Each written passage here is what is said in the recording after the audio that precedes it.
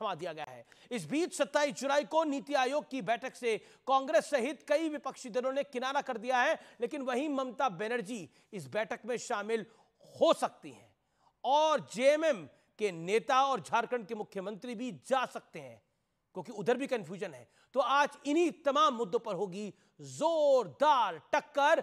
Budget में हिस्सेदारी, सियासत है जोरदार तरीके से, जबरदस्त तरीके से पूरी भारी। आज के टक्कर के बजट एडिशन में आपका एक बार फिर अभिनंदन है, स्वागत है सीएनबीसी आवाज के टक्कर के वेडनेसडे एडिशन में आपका।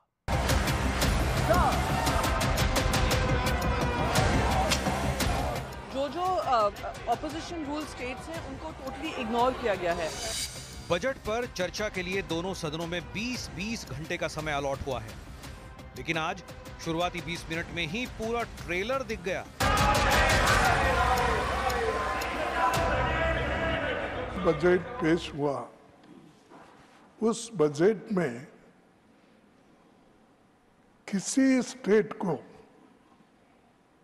कुछ नहीं मिला, ना तमिलनाडु को मिला, ना केरला को मिला, ना कर्नाटक को मिला, ना महाराष्ट्र को मिला। I would challenge the Congress party for all the budget speeches that they've delivered, that in each of the budget speeches, have they named every state of this country? विपक्ष का आरोप है कि सरकार बचाओ बजट के तहत सब कुछ बिहार और आंध्र प्रदेश को दे दिया गया, लेकिन बिहार से लेकर दिल्ली तक कई विपक्षी नेता कह रहे हैं कि बिहार को सिर्फ झुंझुना मिला है।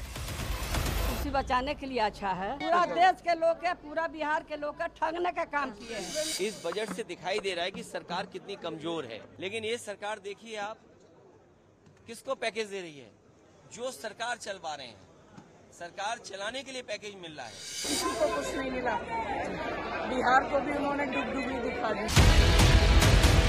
हंगामा बिहार विधानसभा में भी हुआ और एक महिला आरजेडी विधायक को लेकर टिप्पणी पर नीतीश कुमार सवालों में घिर गए। सब लोग अपने स्थान पे जाइए, बोलने का पूरा अवसर देंगे हम, लेकिन अपने स्थान पे पहले जाइए।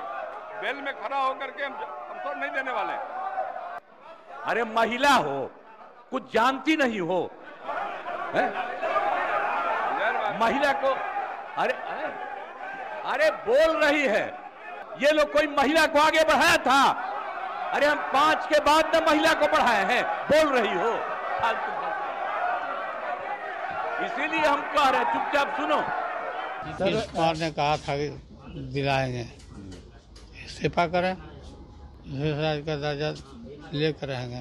जब आप कांग्रेस के गोद में खेल रहे थे तब तो आपने दिलवाया नहीं, वो नौटंकी करते हैं। चर्चा है कि गैर एनडीए वाले राज्य नीति आयोग की बैठक का विरोध भी करेंगे। हालांकि ममता बनर्जी के इसमें शामिल होने की खबर है।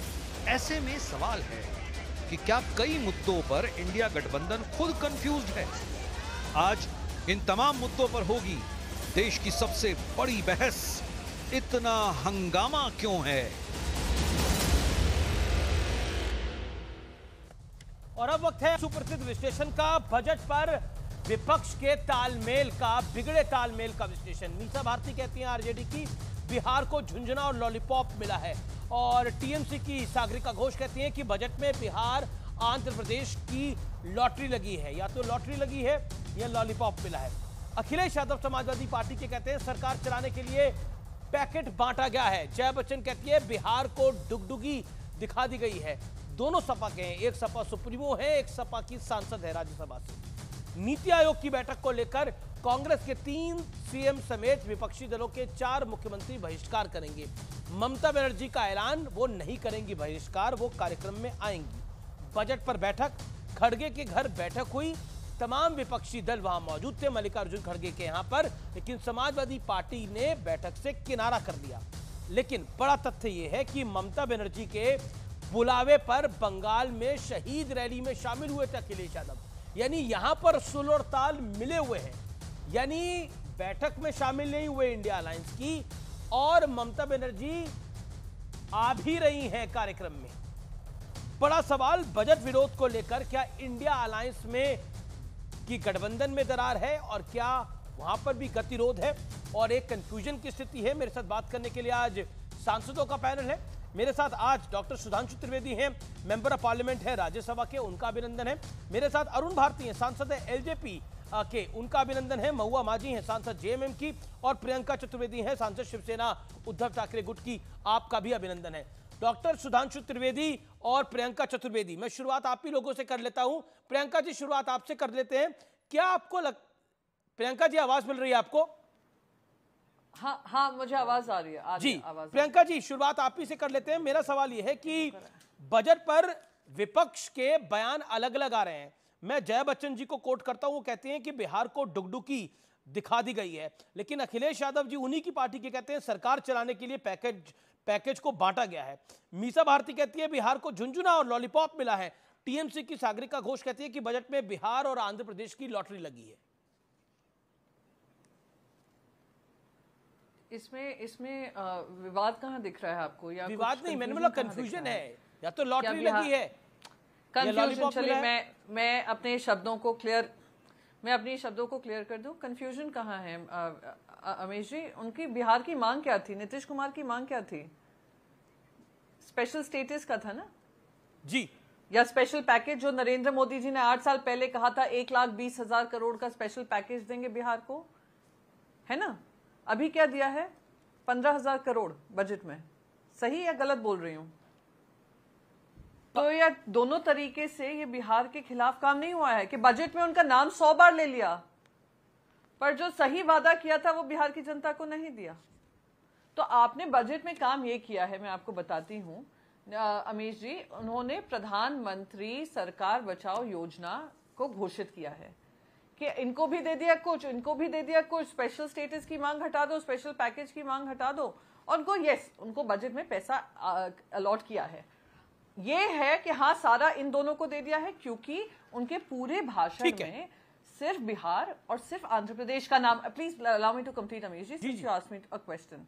तो इसमें कंफ्यूजन माइंड उनके हैं जो भारतीय जनता पार्टी का नैरेटिव चलाना चाहते हैं, पर भारतीय जनता पार्टी की हिपोक्रेसी सामने हम ला रहे हैं, वो उसमें कोई कंफ्यूजन नहीं है। जी, सुधांशु त्रिवेदी, आप लोग वादा बड़ा करते हैं लेकिन निभाते कम हैं, और आज तो सदन में एक और घटना हुई। मैं लोकसभा की बात कर रहा हूं। ओम बिरला चेयर पर थे, ऑनरेबल स्पीकर, और अभिषेक बनर्जी बोल रहे थे। उन्होंने नोटबंदी की बात करी तो उन्होंने टोका।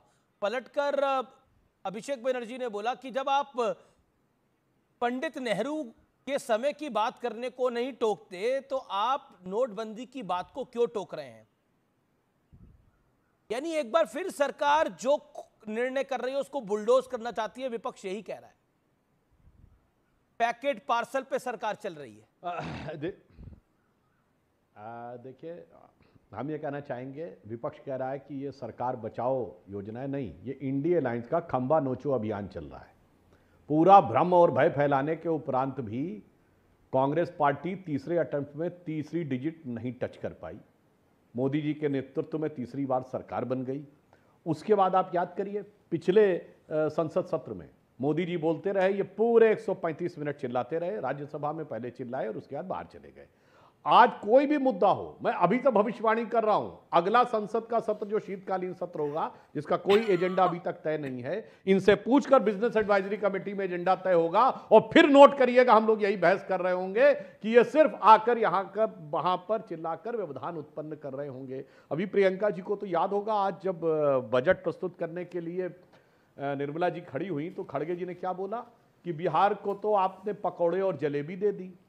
अब भाई, ये खड़गे जी की नज़र में पकौड़े और जलेबी सही हैं, या राबड़ी देवी और मीसा भारती जी की नज़र में झुंझुना सही है? मतलब ये पटना सही है या दिल्ली सही है? ये समझना ही बहुत मुश्किल काम हो जाता है, क्योंकि इनका तो सब तरफ यही है। अभी इन्होंने बोला कि 13 में से 11 इंडिया अलायंस के लोग जीत गए। भैया, 4 सीटें आप लड़े थे ममता बनर्जी के खिलाफ, जिसमें आप नंबर 3 पे रहे, नंबर 2 पे रहे, और जीत गए आप नंबर 3 वाले।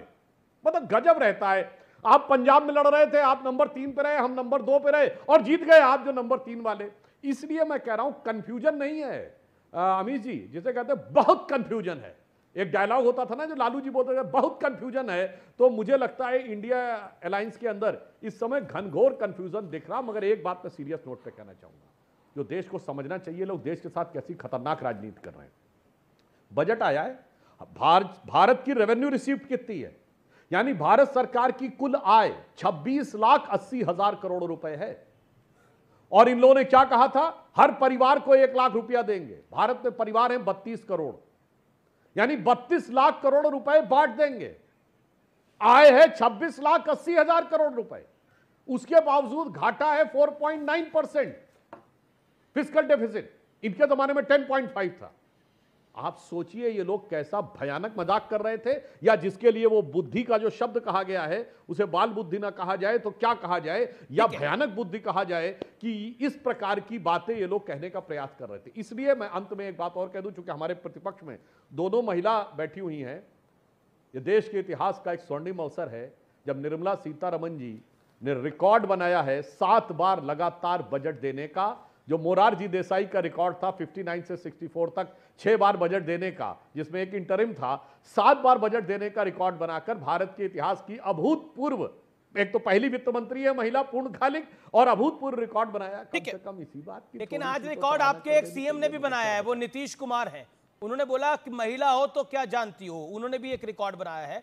मैं हालांकि उस विषय को आगे लेकर आऊंगा, लेकिन उन्होंने भी एक रिकॉर्ड बनाया है। मैं उस पर भी आपकी राय लूंगा, आपकी और अरुण भारती की। आप दोनों ऑनरेबल मेंबर ऑफ पार्लियामेंट से मैं आपकी राय लूंगा, लेकिन Priyanka Chaturvedi, your counter point कि घनघोर कंफ्यूजन है, बीजेपी कह रही है।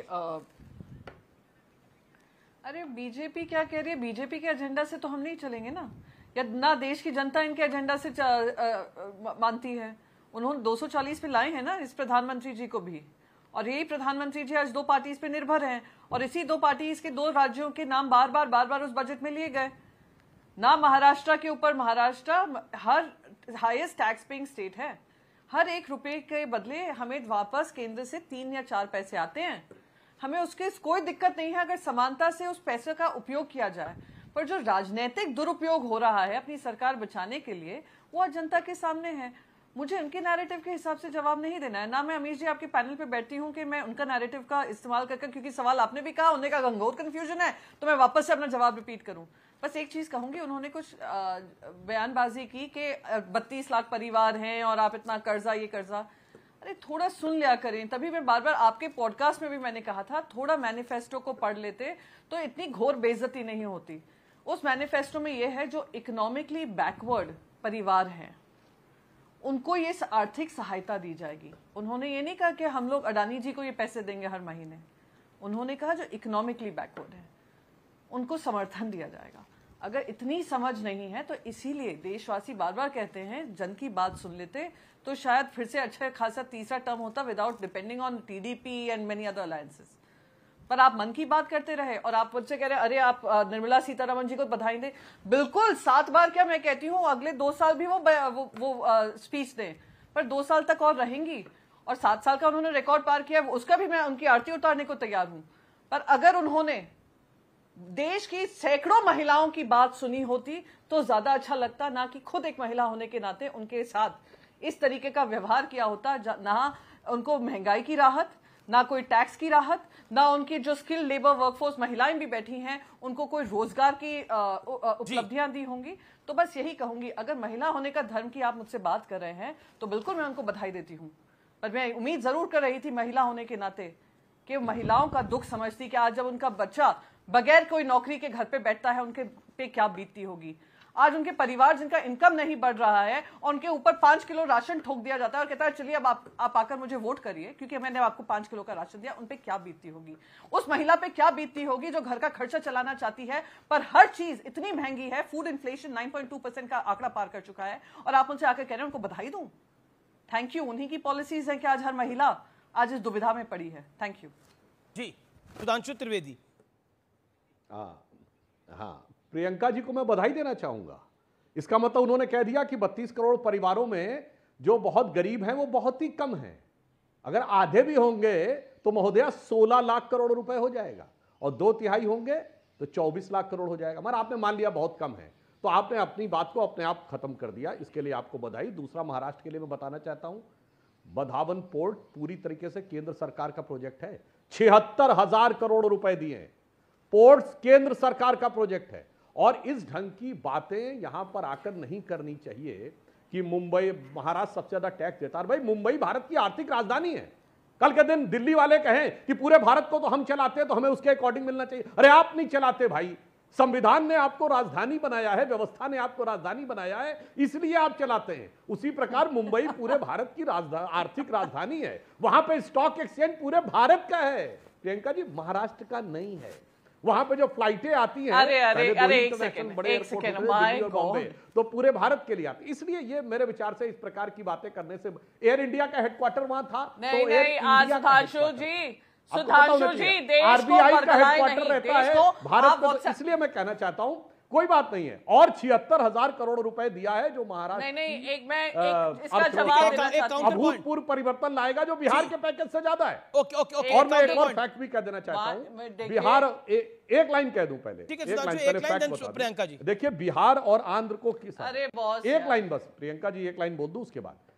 देखिए बिहार को क्यों दिया गया है, कारण बताया गया है कि ऐसे राज्य जहां पर बाढ़ की समस्या दूसरे देश से शुरू होती है, यानी भारत सरकार उसमें कुछ बहुत नहीं कर सकती, सबसे बड़ा इसका प्रभाव बिहार में पड़ता, दूसरे नंबर पे असम में। तो बिहार के लिए भी व्यवस्था की गई, असम के लिए भी, और आंध्र को इसलिए किया गया है, आंध्र सबसे नया राज्य है और उसकी राजधानी नहीं बनी है। बता दें हमारे विरोधी, कोई एक राज्य बता दें जिसकी राजधानी अभी तक ना बन पाई हो। तो केवल इन दो आधार के ऊपर दिया गया है। और मैंने बोला था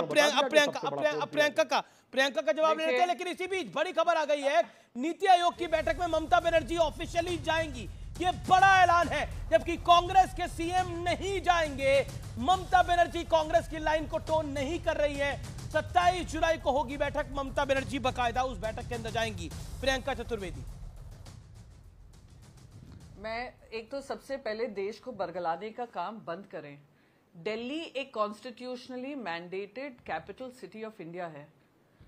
फाइनेंशियल कैपिटल मुंबई अपने बलबूते पे बनी, कोई सरकार ने डिक्लेयर नहीं किया। सबसे पहले ये बता दूं, तो बार ये मत कहिएगा कि ये हमारी वजह से है, सरकारों की वजह से है।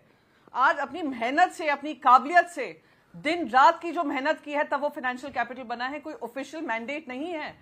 हम चाहते थे हैदराबाद भी बने, हम चाहते हैं गुजरात का अहमदाबाद भी बने, हम चाहते हैं सूरत भी बने, हम चाहते हैं कोलकाता भी बने, हम चाहते हैं दिल्ली भी बने। अरे फाइनेंशियल कैपिटल देश में हजारों बनने चाहिए, कौन रोक रहा है आपको? मैं आपसे कह रही हूं, आपने मुंबई के साथ सिर्फ विश्वासघात किया है, ये मैं आपको बोलने के काम कर रही थी। ठीक है, बॉम्बे स्टॉक एक्सचेंज है, पर सब जानते हैं स्टॉक एक्सचेंज को निकालने का, डायमंड बोर्ड्स को हटाने का, गिफ्ट सिटी हटाने का, IFSC हटाने का किसने काम किया है? वो है नरेंद्र मोदी जी ने, आपकी सरकार ने। और आपकी सरकार का जो महाराष्ट्र विरोधी सोच है वो बहुत स्पष्ट हो गया। अब रही जो आप पोर्ट की बात कर रहे हैं, आपको पता है वो पोर्ट कहां आ रहा है, किस पार्ट ऑफ मुंबई में आ रहा है? क्या आपको पता है? महाराष्ट्र में। सुधांशु जी बहुत ही ज्ञानी हैं, सुधांशु जी मुझे बताएंगे। उनको पता नहीं होगा, उनको ये भी नहीं पता। अरे मैंने बताया, के जो सुनिए महोदया, 76,000 करोड़ का है या नहीं, बोलिए। एक मिनट में आपकी तो मुझे कंप्लीट करने दो ना। अरे जवाब सुनने की क्षमता रखो। आप लोग वो है, अरे मैंने, अरे भाई आपने मुझसे कहा बोलिए, तो मैंने बोला, बोलिए, जवाब दीजिए। हाँ ठीक है, तो जब मैं जवाब पूरा दे दूं ना, पहले सुन लीजिए, फिर आप मुझे जवाब दे दीजिएगा कि आप सर्व ज्ञानी हैं, आपके पास सारा ज्ञान है। मैं बस एक चीज कहूंगी, वो पोर्ट जहां आ रहा है, आप वहां के रेजिडेंट्स, मैं अमीश जी आपसे भी को वेलकम करूंगी, आप आइए मुंबई में, वहां पे जाइए और आप पूछिए वहां पर पालघर में कि क्या उनकी मांग थी, क्या उनकी मांग ये पोर्ट थी या उनकी मांग ये थी कि उनके यहाँ पे इंफ्रास्ट्रक्चर आना चाहिए। दिक्कत ये है, बुलेट ट्रेन बनाने के चक्कर में आपने लोगों की जमीन और रोजगार खींच लिए। धारावी में अडानी को पूरा प्रोजेक्ट देने के लिए और हजारों एकड़ की लैंड मुंबई में देने के लिए आपने वो धारावी रीडेवलपमेंट के अंतर्गत आपने पूरा का पूरा जो लैंड है, जो घर, जिनके घर हैं उनको घर से बेघर कर रहे हैं, वो धारावी प्रोजेक्ट बनाने के लिए हजारों करोड़ों की केंद्र सरकार की लैंड हो या राज्य सरकार की लैंड हो, मुंबई में एकड़ों की लैंड अडानी जी को दी जा रही है, उनके लिए स्पेशल व्यवस्था की जा रही है। आप लोग वो हैं जिन्होंने मुंबई के साथ नाइंसाफी की है, महाराष्ट्र के साथ नाइंसाफी की है। तो ये 76,000 करोड़ का मुझे आकर हवाला मत दीजिए, क्योंकि ये 2020 में उसका अप्रूवल हो चुका था, कोई 2024 में आकर आपने बजट में नहीं दिया है। Okay, Sudhanshu Trivedi, small rebuttal, then Mahua Majhi. पहली बात, व्यक्तिगत टिप्पणियां करने की जरूरत नहीं थी प्रियंका जी, पर आपने स्वीकार कर लिया कि 76,000 करोड़ रुपए का प्रोजेक्ट महाराष्ट्र को दिया गया है और आपको हमसे बोलने की जरूरत नहीं है। फ्लोर ऑफ द हाउस पे निर्मला सीतारमण जी ने बोला है, आप राज्यसभा सदस्य, दीजिए विशेषाधिकार का नोटिस कि गलत बोला है। यहां टीवी पे आके बोलना बहुत ही आसान काम है। और मैं पूछना चाहता हूं, सुनिए, ये अडानी को प्रोजेक्ट कब मिला है? किस सरकार के कार्यकाल में मिला है महाराष्ट्र में प्रोजेक्ट? और बताइए, सबसे बड़ा अडानी को पावर का प्रोजेक्ट कब मिला है?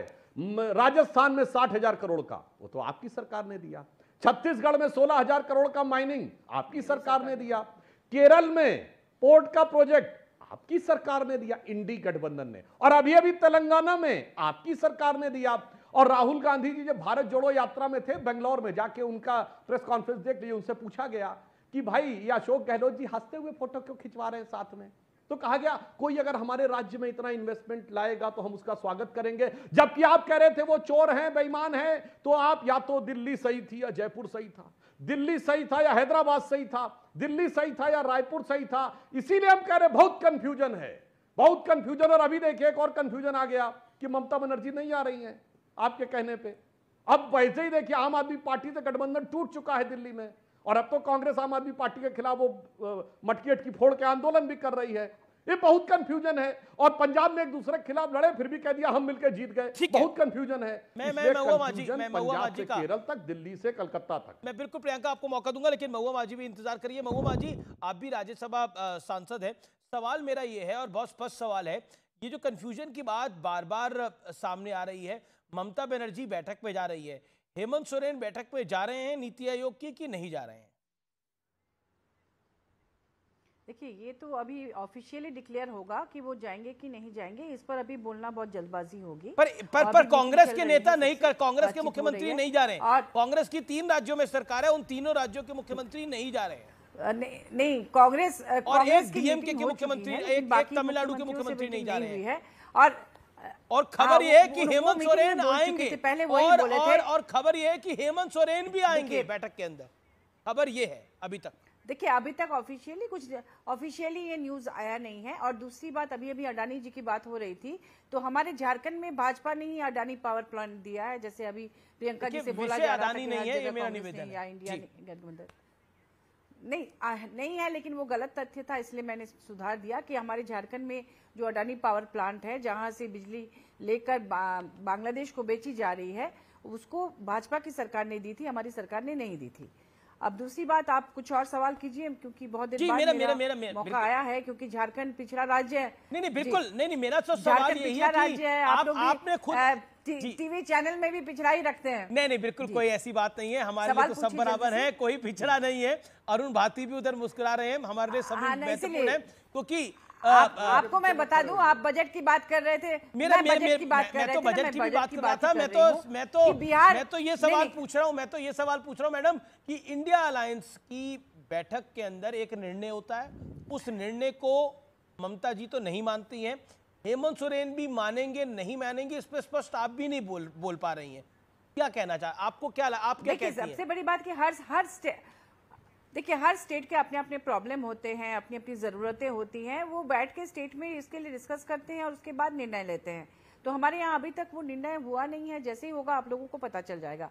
और दूसरी बात, बजट की बात कि बिहार और आंध्रा को लेकर हमें कोई ईर्ष्या नहीं है, या हम ये नहीं चाहते कि वहाँ नहीं मिले, हम चाहते हैं कि वहाँ मिले, लेकिन उसके साथ साथ उन राज्यों को भी मिले जहाँ पर कि भाजपा के सहयोगियों की सरकार नहीं है। भाजपा हमेशा ये दिखाने की कोशिश कर रही है कि भाई जो हमारे साथ होगा उसको फायदा होगा, जो हमसे अलग हटके अपनी सरकार चलाएगा उसको इस तरह का नुकसान होगा, ये मैसेज देना चाह रहे हैं। क्या ये लोकतंत्र है? हमारे यहाँ पर जैसे कि हमारी इंडिया गठबंधन की सरकार है, जेएमएम कांग्रेस राजद की, वहां पर अब जो प्रधानमंत्री आवास योजना के 8 लाख आवास नहीं दिए गए। बार बार माननीय प्रधानमंत्री, हमारे मुख्यमंत्री जी ने जब देखा कि नहीं दिया, तो उन्होंने स्टेट में ही अब वो आवास योजना बना दी, उससे बड़ा घर बनाकर वो देने लगे। वहाँ स्पोर्ट्स के लिए जाना जाता है, हॉकी के तमाम लोग वहाँ से निकलते हैं, गांव देहात से, जंगलों से। हॉकी में इंटरनेशनल फेम की बहुत सारी हमारी खिलाड़ी है, लेकिन उसको आगे बढ़ाने के लिए सेंट्रल गवर्नमेंट क्या कर रही है? तो जहां पर अरुण भारती, बजट में जो हमारे साथ है उसका तो विकास है, जो हमारे साथ नहीं है उसका विकास नहीं है। और बिहार को झुंझुना मिला है, लॉलीपॉप मिला है, या बिहार की लॉटरी लगी है? Arun Bharti, member of parliament ji, मुझे मौका देने के लिए बहुत बहुत धन्यवाद अमीश जी। आप ये बताइए कि बिहार को बड़े कन्वीनियंटली लोग एक बड़ा आसान से तमगा लगा देते हैं हर बार कि बिहार एक पिछड़ा राज्य है। बिहार के साथ हमेशा भेदभाव होता आया है कि भाई ये पिछड़ा राज्य है, इसे कुछ देने की ज़रूरत ही नहीं है। क्या आपके घर में अगर कोई बच्चा थोड़ा कमज़ोर है तो उसके ऊपर आप विशेष ध्यान तो देंगे ना। हमारी पार्टी की मांग रही है विशेष राज्य के दर्जे की, लेकिन अगर कांग्रेस के द्वारा ही ये जो नीति आयोग, जो पहले प्लानिंग कमीशन था, ऐसे प्रावधान किए गए कि बिहार को विशेष राज्य का दर्जा नहीं मिल सकता है। अब अगर बिहार को आगे आने के लिए, बिहार कब तक पिछड़ा बना रहेगा? अगर इसको भी बाकी के राज्यों के साथ, जो अगड़े के राज्य हैं उनके साथ कंपीट करने के लिए अगर अलग से ध्यान दिया जा रहा है, उसको एक स्पेशल पैकेज दिया रहा है, 58,000 से ज़्यादा करोड़ का आवंटन दिया गया इस बजट में, तो ऐसे में मुझे लगता है कि इसका स्वागत होना चाहिए। और हम लोग जो बिहारी हैं, लेकिन राबड़ी देवी जी कह रही हैं, हम भी चाहते हैं, हम भी चाहते हैं। अरुण भारती जी, मैं माफ करिए आपको टोक रहा हूं, लेकिन राबड़ी देवी कह रही हैं कि कुर्सी बचाने के लिए अच्छा बजट है, पूरे देश और बिहार को ठगने का काम किया गया है इस बजट के अंदर। राबड़ी देवी आरजेडी, राबड़ी देवी जी से पूछना चाहिए, माननीय पूर्व मुख्यमंत्री से पूछना चाहिए कि बिहार को ये पिछड़ी पंक्ति के गर्त में धकेलने वाले उनके ही तो राज में हुआ था। जो 2 तत्कालीन मुख्यमंत्री हैं जंगल राज वाले, उन्होंने बिहार को उस गर्त में ढकेला था कि आज भी उससे उबरने का प्रयास हम लोग कर रहे हैं। और ऐसे में ये बहुत ही ज़्यादा आवश्यकता है आज हम लोगों को, हम बिहारियों को खास करके, कि हमें बजट में, अगले 5 सालों के बजट में भी हमें स्पेशल प्रावधान मिले, हमें स्पेशल पैकेज मिले। हम भी चाहते हैं कि हमारे यहाँ एक्सप्रेसवे हो, हम भी चाहते हैं कि हमारे यहाँ और पावर प्लांट लगे, हम भी चाहते हैं कि हमारे यहाँ कई वर्षों से एनडीए की सरकार ही है सर, वहां पर तो कई वर्षों से एनडीए की सरकार ही है। बीच में 2-4 साल, 2-3 साल के लिए वहां पर आरजेडी के साथ अलायंस वाली तो सरकार तो आप ही की रही है। पहली बार दशकों में जाकर के बिहार को बजट में ऐसा आवंटन, ऐसा प्रावधान मिला है कि बिहार आज उस स्थिति में है जो ये कह सकता है कि अगर इस तरह से हमारे ऊपर ध्यान दिया गया तो हम भी अगले राज्यों के साथ कंधे से कंधा मिलाकर विकसित भारत में अपना महत्वपूर्ण योगदान दे सकते हैं। Arun Bharti, you made point. Priyanka ji, आप बार बार एक बात को कल से बोल रही हैं कि महाराष्ट्र के लिए क्या किया है, मुंबई के लिए क्या किया है। महाराष्ट्र एक स्थान पर है और महाराष्ट्र और मुंबई दोनों देश की आन बान शान है। बिहार भी देश की आन बान शान है, लेकिन वहां पर इकोनॉमिक ग्रोथ उतनी बड़ी नहीं है। और ये आमूमन रहा है कि जिन राज्यों में इकोनॉमिक ग्रोथ उतनी बड़ी नहीं होती, जो कि उतनी आगे नहीं बढ़ पाते, उतना आगे नहीं बढ़ पाते, उनकी सहायता केंद्र करता रहा है। क्या आपको लगता नहीं है इसमें महाराष्ट्र वर्सेस बिहार नहीं होना चाहिए? नहीं, मैं महाराष्ट्र वर्सेस बिहार कर ही नहीं रही हूँ। ये आपके मन में है महाराष्ट्र वर्सेस बिहार। हम कह रहे हैं हमारे साथ भी समानता हो। ऐसा तो नहीं है महाराष्ट्र को प्रगति की जरूरत नहीं है, महाराष्ट्र को समर्थन की जरूरत नहीं है। आप क्यों चिढ़ रहे हैं अगर मैं महाराष्ट्र के लिए कुछ मांग रही हूँ? क्या मैं नहीं चाहती हूँ महाराष्ट्र में और एयरपोर्ट्स बने? क्या मैं नहीं चाहती हूँ और ट्रेन की सुविधाएं बने और कनेक्टिविटी हो महाराष्ट्र के लिए? पब्लिक इंफ्रास्ट्रक्चर जो कोलैप्स हो रहा है उसको ठीक किया जाए। आप महाराष्ट्र की मांग से आप लोगों को दिक्कत क्यों होती है? क्या मैंने एक भी बार कहा मुझे बिहार के पैकेज मिल रहा है उससे दिक्कत है? मैंने कहा महाराष्ट्र को भी ध्यान देना चाहिए, बस यही कहा है ना। मुझे आप ये बताइए, चलिए बिहार से मुझे कोई आपत्ति नहीं है, मैं तो कह रही हूँ कि स्पेशल स्टेटस भी मिलना चाहिए। लेकिन आपने नहीं बोला, लेकिन नेता एक minute Amish ji, Amish ji don't interrupt me, Amish ji don't interrupt me. मैंने बोला अमीश जी डोंट इंटरप्ट, बोला खड़गे जी ने बोला नहीं, I will complete, I will, अरे उसका भी जवाब दे दूंगी ना यार। आप एक मिनट रुको तो सही ना। बोलिए। मैंने ये कहा कि आप ये कह रहे हैं एक विशेष पैकेज मिला। मैं इनको याद दिलाना चाहती हूँ नरेंद्र मोदी ने 1,20,000 करोड़ का विशेष पैकेज का बात की थी। आप लोग आज आपके मुंह से वो भी नहीं निकल रहा है। चलिए वो भी छोड़िए, मैं कहती हूँ वो भी छोड़िए। क्या आज खरगे जी ने क्या कहा? और मैं दूसरी बात, बिफोर मैं खरगे जी का जवाब आपको दूं, कि आज के झारखंड को जरूरत नहीं है सेंटर के सपोर्ट की। आप मुझे बताइए, झारखंड को जरूरत नहीं है सेंटर के सपोर्ट की? क्या उड़ीसा को नहीं है?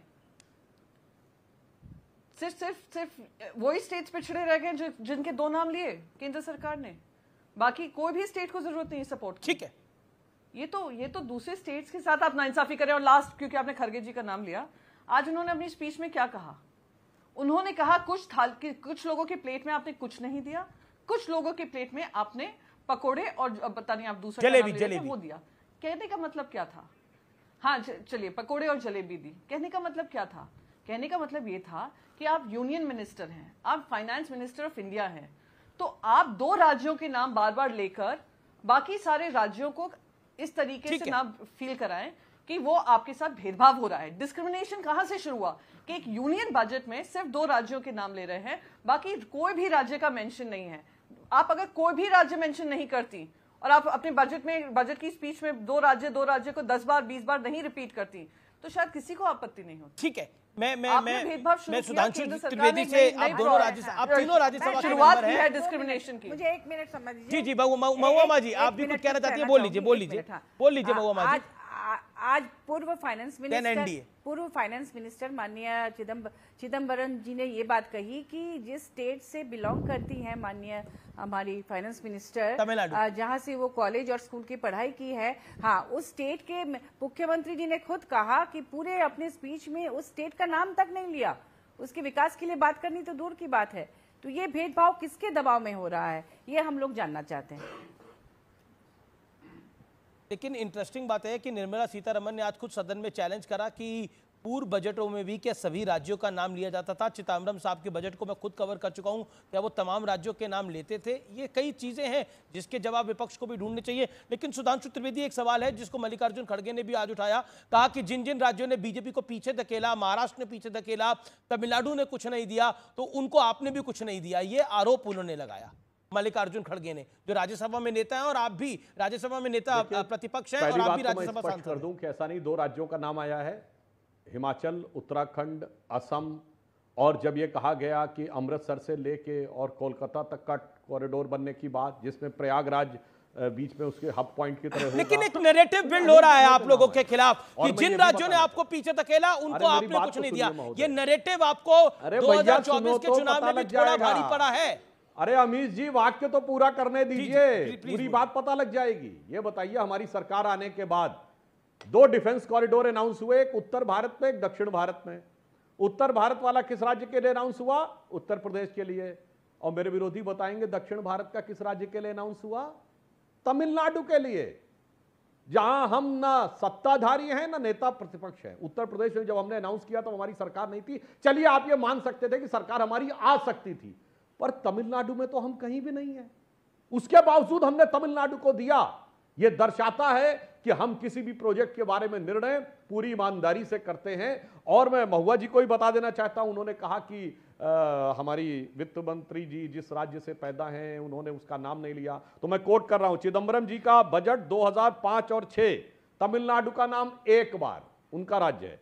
2006-7 तमिलनाडु का नाम 1 बार। अब आइए 2007-8, अब डीएमके उनका सहयोगी हो गया है, तमिलनाडु का नाम 3 बार। 2008 और 9 अब डीएमके उनका सहयोगी है, तो तमिलनाडु का नाम 3 बार, और उसके बाद फिर तमिलनाडु का नाम 3 बार। अब मुझे बता दें, वो तो उसी स्टेट से हैं भी, उसी से सांसद भी बन के आते थे। उसके बावजूद जब उस दल से गठबंधन होता था तो 3 बार नाम लेते थे, अन्यथा नाम नहीं लेते थे। और आज निर्मला सीतारमण जी ने कहा यह कोई परंपरा नहीं रहती है कि इस बजट में सारे राज्यों के नाम होंगे, और उन्होंने चुनौती से कहा, मैं चुनौती से कहता हूं 1947 से आज तक के सबसे ज्यादा बजट कांग्रेस ने दिए हैं। एक बजट बताइए इसमें सारे राज्यों का नाम लिया हो, अरे आधे राज्यों का भी नाम लिया हो तो बताइए। इसलिए मैं फिर कह रहा हूं, कोई सूरत बदलना मेरा मकसद नहीं है। मेरा मकसद है हर कदम पे हंगामा होना चाहिए। ओके, विपक्ष का मकसद है, अब मैं अरुण भारती से रिएक्शन ले लेता हूं। विपक्ष का मकसद क्या हर कदम पे हंगामा है, जैसा बीजेपी कह रही है? और पॉइंट नंबर 2, क्या आपको लगता है कि इस पूरे घटनाक्रम में नैरेटिव बिल्डिंग विपक्ष कर पा रहा है जो एनडीए नहीं कर पा रहा है? अमीश जी, ऐसा है कि इस बजट के बाद विपक्ष के पास जो मुद्दे होने चाहिए कहने के, उनके पास तो है नहीं। खास करके जब पूर्व में जो सरकारें थीं, जैसे 2 दशक पहले जो सरकारें थीं, बिहार के विकास में उनका क्या योगदान रहा है आपको भी पता है, दुनिया को भी पता है, हम बिहारियों को भी पता है।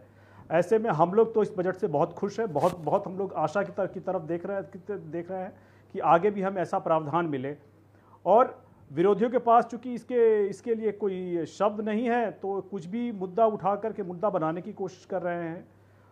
आगे हम लोगों की अपेक्षा सरकार से यही रहेगी कि इसी तरह का बजट, इसी तरह का ध्यान बिहार पे दिया जाए, ताकि हमारा जो समावेशी, जो पूरा का पूरा हमारा जो समग्र विकास हो सकता है बिहार का, तो वो हो सके। और बिहार भी जो देश के अग्रणी राज्य हैं उनके साथ खड़े होकर के बिहार के आपका मोटिव सही है, आपका मोटिव सही है।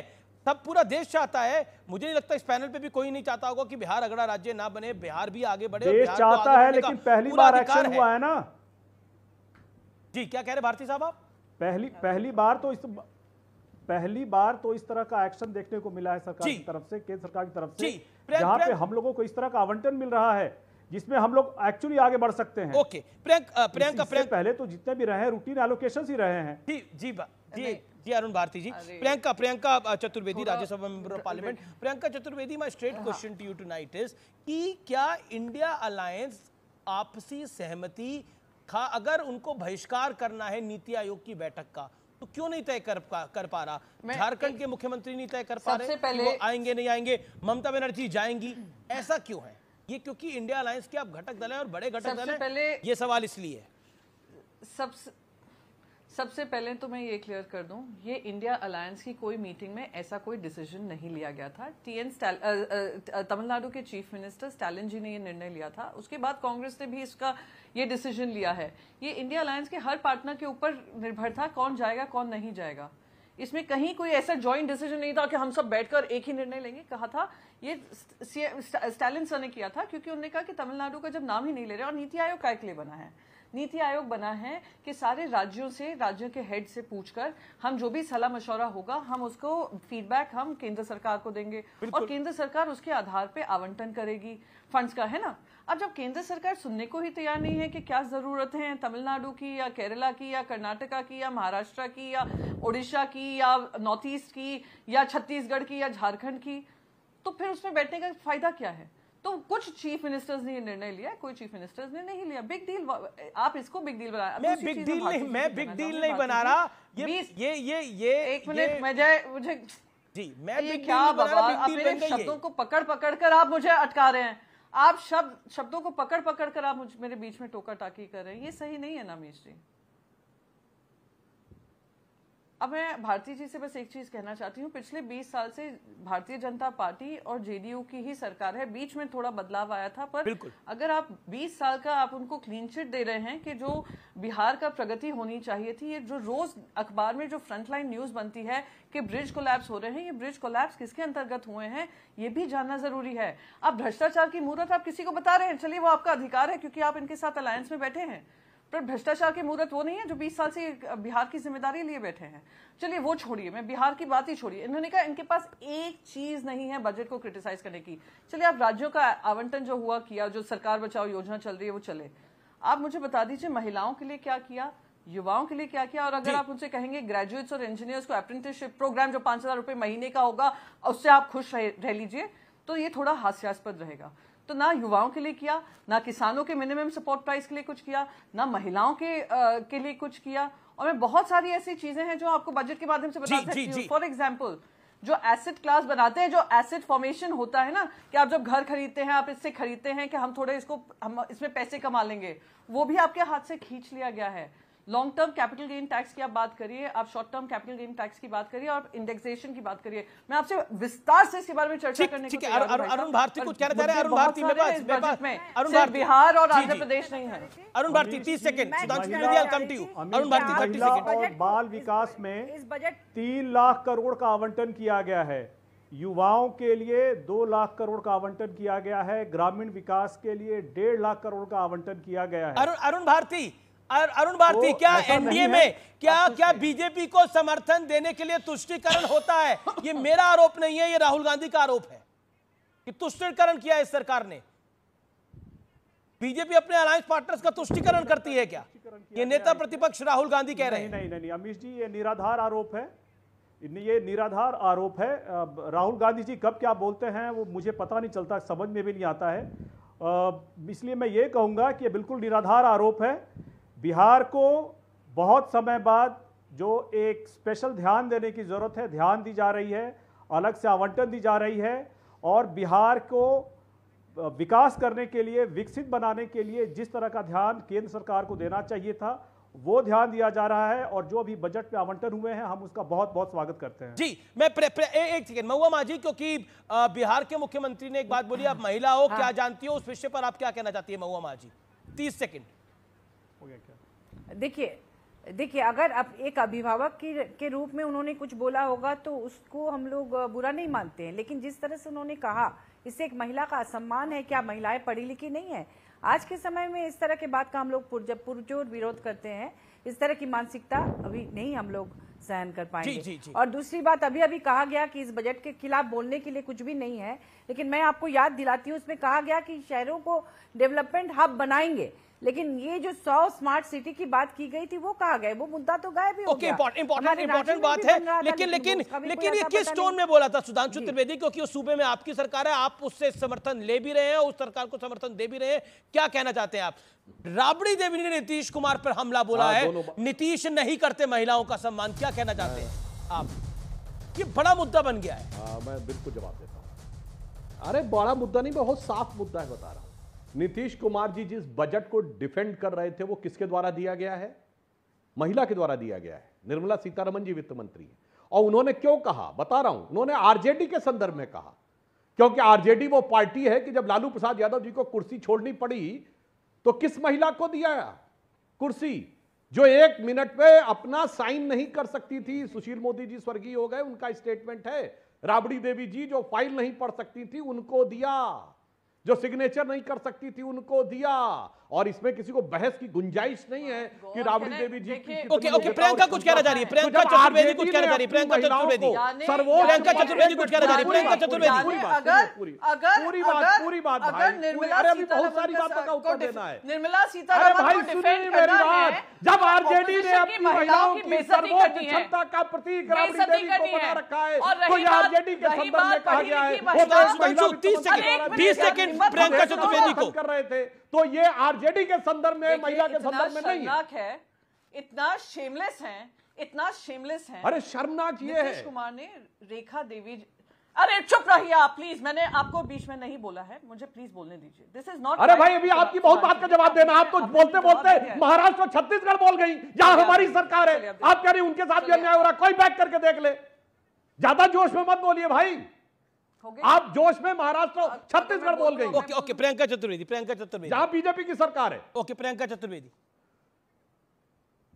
सरकार तो आपकी भी है महाराष्ट्र में। मैं जोश में क्या बोल गई क्या नहीं बोल गई, महाराष्ट्र वही तो मैं कह रहा हूं। ये अलायंस पे लानत है कि अलायंस पार्टनर्स अब तक ये नहीं कह पाए कि महाराष्ट्र के साथ नाइंसाफी हुई है। चलिए एनीवे, मैं आपके इसमें एक चीज कहूंगी अमीश जी, महिला रेखा देवी जी को वो जवाब दे रहे थे, कह रहे हैं डिफेंड कर रहे थे निर्मला सीतारमण जी को जो एक महिला है, तो दूसरी महिला की बेइज्जती आप कर सकते हो एक महिला को डिफेंड करने के लिए? ये क्या तर्क हुआ? राबड़ी देवी जी साइन नहीं कर सकती थी फाइल को, अरे आप तो इतिहास के ज्ञानी हैं, कामराज जी साइन कर पाते थे कि नहीं?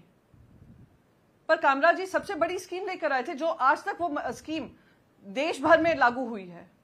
थोड़ा किसी और की बेइज्जती करने के लिए, अपना सम्मान बढ़ाने के लिए थोड़ा तो शर्म महसूस करें, क्योंकि वैसे ही महिलाओं का पॉलिटिकल पार्टिसिपेशन बहुत कम है। आपने 2029 की डेट दिया उनके रिजर्वेशन के लिए। वक्त एक अंतराल का हो गया है, लेकिन टक्कर के बजट स्पेशल में बुधवार एडिशन में मैं ब्रेक के बाद एक बड़ी ब्रेकिंग स्टोरी के साथ वापस आ रहा हूं, और केंद्रीय मंत्री चिराग पासवान के साथ एक्सक्लूसिव बातचीत भी आपके लिए।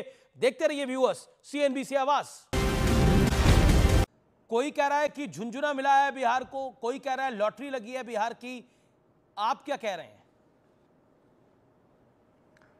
झुंझुना शब्द एक ऐसा विपक्ष के लोगों को मिल गया है, जब बजट में भी जब हम लोगों को पैकेज मिलता है तब भी उसको झुंझुना बोलते हैं, जब बिहार से बड़ी संख्या में केंद्र में मंत्री बनाए जाते हैं उसको भी ये लोग झुंझुना बोलते हैं।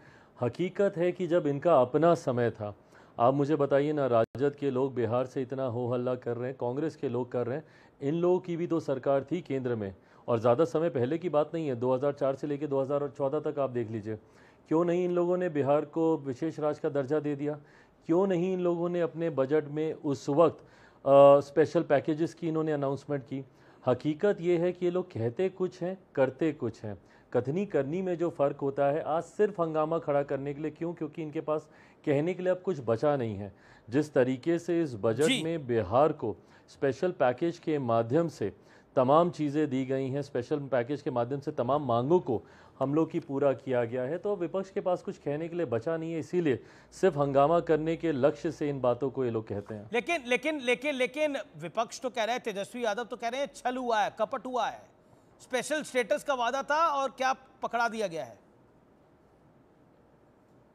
अच्छा, अब इन्हीं से पूछ लीजिए कि भाई स्पेशल कैटेगरी स्टेटस बिहार को क्यों नहीं मिल सकता और किसकी वजह से नहीं मिल सकता। पूछिए इनसे कब ये स्पेशल कैटेगरी स्टेटस को हटाने के प्रावधान बनाए गए। ये मनमोहन सिंह जी की सरकार में ही ये प्रावधान बनाए गए, जिसमें स्वयं इनकी पार्टी उस गठबंधन का समर्थन कर रही थी। यूपीए की सरकार के दौरान की मैं बात कर रहा हूँ, उसमें इनकी पार्टी राष्ट्रीय जनता दल यूपीए का उस वक्त समर्थन कर रही थी।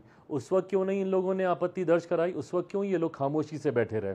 और ये तो छोड़ दीजिए, आप ये बताइए ना कि इतने सालों तक बिहार में इनकी अपनी सरकार रही, उस दौरान उन लोगों ने क्यों नहीं इसको किया? लेकिन एक नैरेटिव बिल्डिंग होती है और हमने ये 2024 के लोकसभा चुनाव में भी देखा। हालांकि बिहार में आपकी सीटें अच्छी आई, लेकिन उत्तर प्रदेश के अंदर एनडीए को बड़ा नुकसान हुआ, बीजेपी को नुकसान हुआ।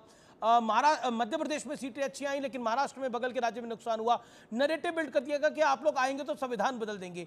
अब नैरेटिव बिल्ड कर दिया जा रहा है कि युवाओं के लिए इस बजट में कुछ नहीं है, मिडिल क्लास के लिए कुछ नहीं है, ये बजट में ऐसा कुछ है ही नहीं जिसकी बात हो सके।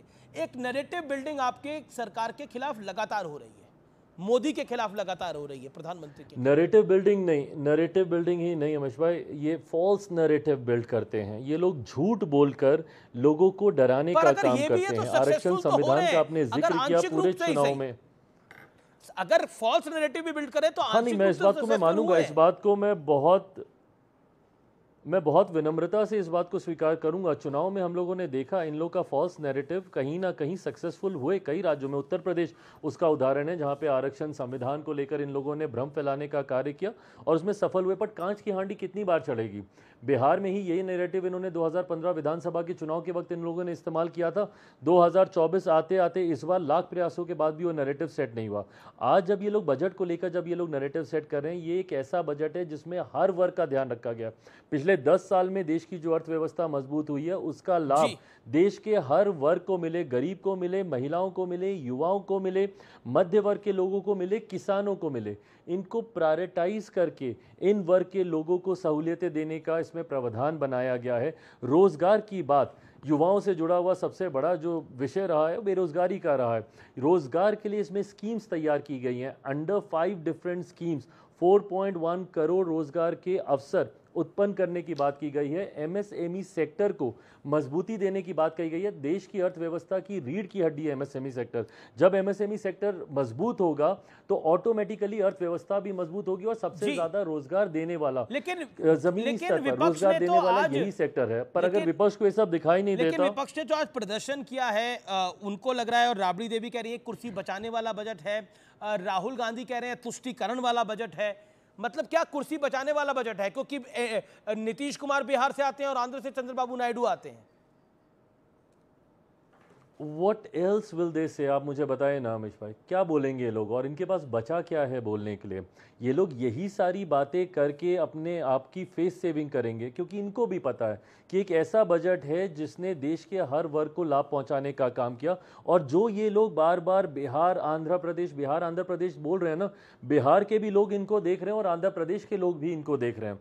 इन लोगों को जिस बात से चिढ़ मच रही है कि इन राज्यों को, और ये वो राज्य हैं जो कि पिछड़े राज्य हैं, इन राज्यों को हैंड होल्डिंग की जरूरत है। आज अगर केंद्र सरकार ने हैंड होल्डिंग की तो इसमें क्या गलत है? और रही बात बाकी प्रदेशों की, बाकी प्रदेशों में क्या महिलाएं नहीं है, क्या युवा नहीं है, क्या वहां पे किसान नहीं है, क्या वहां पे गरीब नहीं है, क्या वहां पे एमएसएमई सेक्टर नहीं है? तो हर राज्य में इक्वल डिस्ट्रीब्यूशन हुआ है। और समय समय पर हम लोगों ने देखा है, जब इनकी अपनी सरकारें थी, जब इनकी यूपीए की सरकार थी, क्या उस वक्त डीएमके को इन लोगों ने हैंड होल्डिंग नहीं की? उस वक्त इन लोगों ने वहां पे उस राज्य में तमिलनाडु को इन लोगों ने सहायता पहुंचाने का काम नहीं किया? तो अपने समय में ये लोग भूल जाते हैं और दूसरे पे उंगली उठाते हैं। जब जब एक उंगली आप दूसरे पे उठाएंगे, स्वतः बाकी उंगलियां आप ही की तरफ इशारा करती हैं। एक प्रश्न, एक मैं आपसे प्रश्न है, क्योंकि आपने महिलाओं का जिक्र किया।